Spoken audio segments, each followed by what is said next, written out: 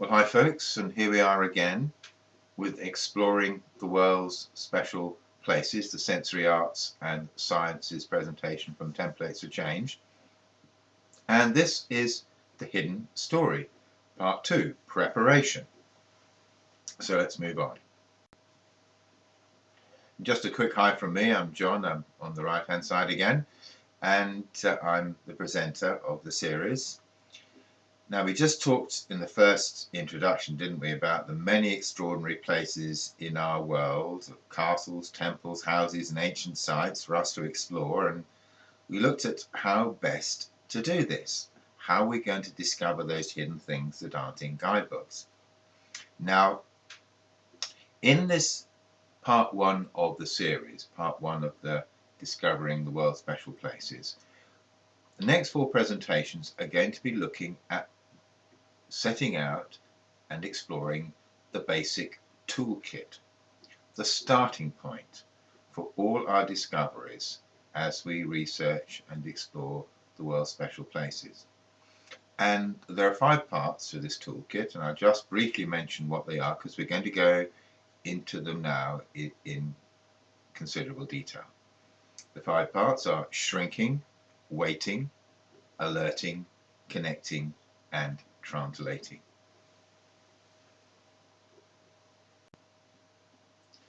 Now, preparation is so important, isn't it, in everything we do.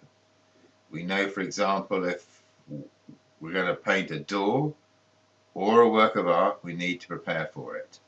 We're planting a pot or a garden, we're starting a business, or perhaps a spiritual meditation. All these require preparation. And as the great Confucius said, success depends upon previous preparation. And exploring the world's special places, we critically also need to prepare too. And the very first preparation we're going to be talking about here is, believe it or not, to shrink ourselves. And here, incidentally, on the right-hand side is a picture of a beautiful painting by Giovanni Bellini. And Bellini trained and prepared himself to become one of the earliest masters of oil painting in the world. And this is one of his pictures in Venice. Now, let's have a look at shrinking then. But hang on a minute. We're just about to go and visit somewhere fascinating and important, and we're getting ready to do these really interesting things. So why do we even start to talk about shrinking ourselves first? But that's the problem, isn't it? We're already starting to swell our state of mind. Fascinating, important, big things to do.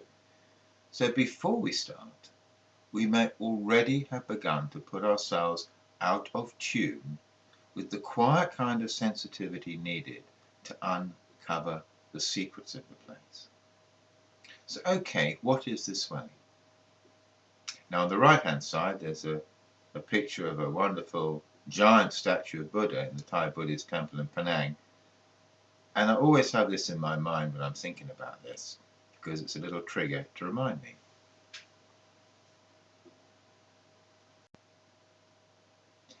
Now, first of all, the first swelling that we're going to try and shrink is that already we're rather like a magnifying glass as people. We naturally tend to appreciate things in a way that swells and magnifies our thoughts about them from what they actually are. Now, I think most of us will have had this experience that when we visit a place again, we're rather surprised that it seems to be quite a lot smaller compared with how we remembered it, because we'd rather swollen it in our thoughts already. Now, here's a bit of a fun magnifying experiment to try and see just how we do magnify things. And this is something you can do at home. You can do at home. So lie down or sit, if it's more comfortable, in your living room.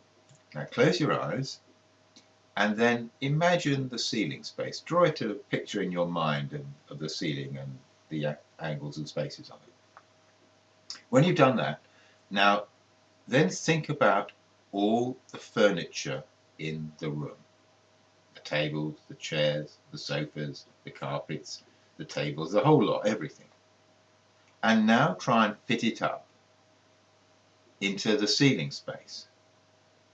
It obviously should go there, shouldn't it? Because the ceiling space is going to be the same size as the floor space. But here's a strange thing.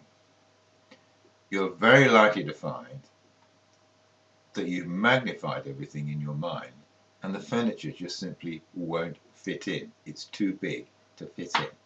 And that's a little simple experiment you can do to get an idea of what's being talked about here. And while we're talking about ceilings, here is a beautiful ceiling from Pisa Cathedral. Wonderful, wonderful ceiling.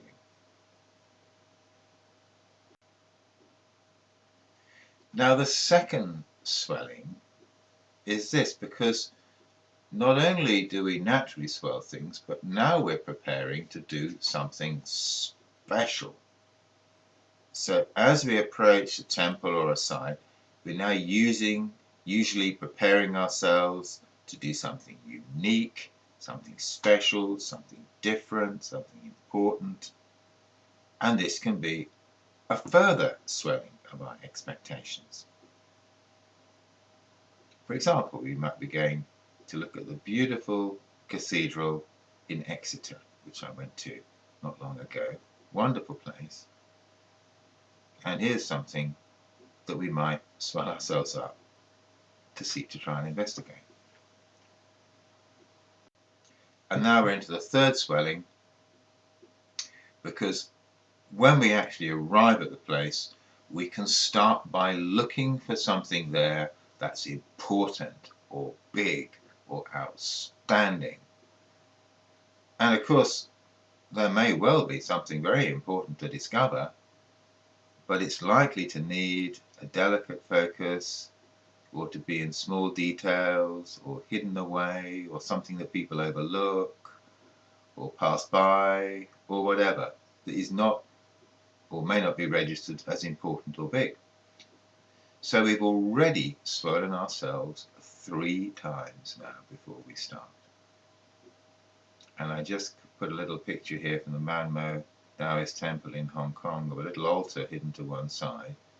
It was a fascinating place to study, and the people who might have been there as well. So again, maybe we might miss something like this, looking for something big, you might say. So, how are we going to deal with this? How are we going to shrink down these 3 magnified expectations and ideas to start to tune us into the place we're visiting? Well, this we can do by 3 things. First of all, we stop running around and rushing about looking at things. We find a place to sit down quietly, and then we simply start to wait. We go into a simple process of waiting. Special waiting, waiting with purpose, you might say, but waiting. And this is now what we're going to explore. And here I am, doing my stopping, sitting, and waiting, like a good explorer, at the Po Lam Buddhist Monastery at Lantau in Hong Kong, preparing for my own exploration.